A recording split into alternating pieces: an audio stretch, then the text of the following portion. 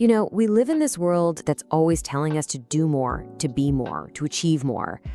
But what if the real secret to a better life isn't about adding more stuff, but about letting go?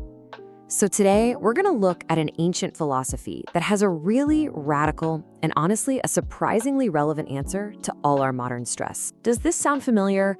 You know, that constant nagging push to get ahead, always scrambling for that next rung on the ladder. Your calendar is just a wall of commitments, right?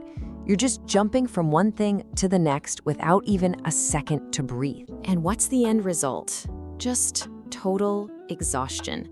That feeling where the drive you used to have is just gone, and it's replaced by this deep, heavy feeling of being, well, just done. But what if this whole cycle isn't the only option?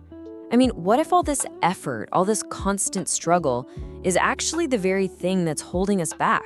Well, there's an alternative, and it comes to us from ancient China, from two pretty remarkable thinkers, Laozi and Zhuangzi. They saw the burnout that comes from all this striving, and they offered a much quieter, more harmonious path. So first, you've got Laozi, the old master. He was this wise, quiet archivist who really championed the way of simplicity. And then you have Zhuangzi. He was a brilliant, kind of playful dreamer who taught the way of nature using humor and these amazing stories. Their styles couldn't be more different, but their wisdom pointed to the exact same powerful idea. So what was this big idea? Well, it's the absolute foundation of their entire philosophy. And it all starts with understanding the very nature of the universe itself. They called it the Tao. It's pronounced Dao, and it literally means the way. Now, let's be clear. This isn't a god you pray to or anything like that. A better way to think of it is like the operating system of the universe. It's the natural, unfolding, effortless pattern behind everything, from how a tree grows to how the planets stay in orbit. Water is just the perfect symbol for the Tao. I mean, think about it. It's soft, it's yielding, but give it enough time and it'll wear away the hardest rock. It doesn't fight obstacles, does it? Nope. It just flows right around them, always finding that path of least resistance. And that is the essence of what it means to align with the Tao. Not forcing things, but flowing. Okay, so this idea leads us to one of the most brilliant and probably most misunderstood ideas in all of Taoism. It sounds like a total contradiction, but it holds the secret to escaping that burnout we were just talking about. The concept is called Wú Wéi. Now, it translates to non-action, but it's not about being lazy and sitting on the couch. It's about effortless action. It's knowing exactly when to act and when to just wait. You know that feeling when an athlete is in the zone or a musician is just lost in the music? That's Wú Wéi. It's that perfect flow state where you get incredible things done, not by fighting the current, but by moving with it. Zhuangzi tells this amazing story about a butcher named Ding to show us exactly how this works. Ding was asked to carve up an ox for a local lord, and the way he did it, well, it was mesmerizing. So the Lord asks him, "What's your secret?"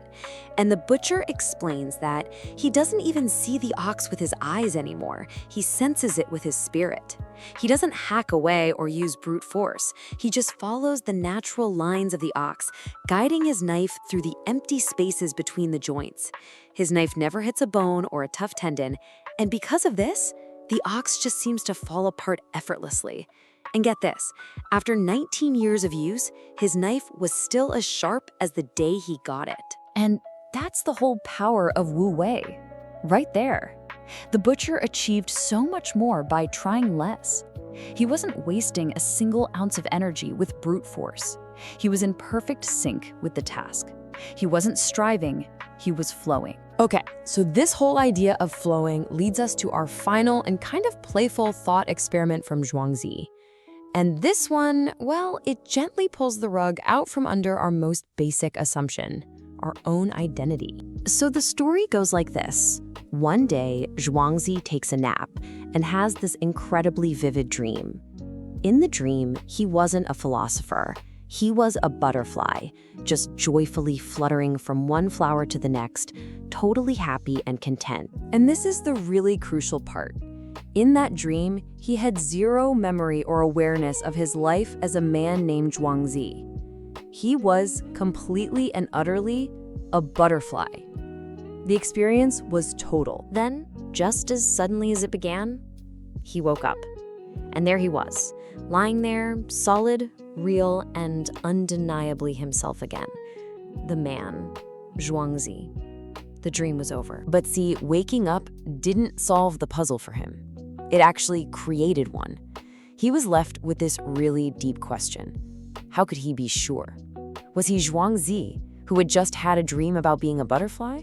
Or was he actually a butterfly, who was now in the middle of a dream about being a man? Of course, the point of the story isn't to make us all spiral into an existential crisis. It's a beautiful metaphor. It's about loosening our tight grip on our rigid identities, on our fixed ideas about everything. It's an invitation to be more spontaneous, more playful, and to just recognize that life is way more mysterious and fluid than we usually think. It's a call to embrace that change between states, just like the butterfly. So all this ancient wisdom really leaves us with a very modern question to ask ourselves. In your own life, in your work, with your goals, are you constantly pushing the river, trying to force it where you want it to go, or are you flowing with it? The answer just might change everything.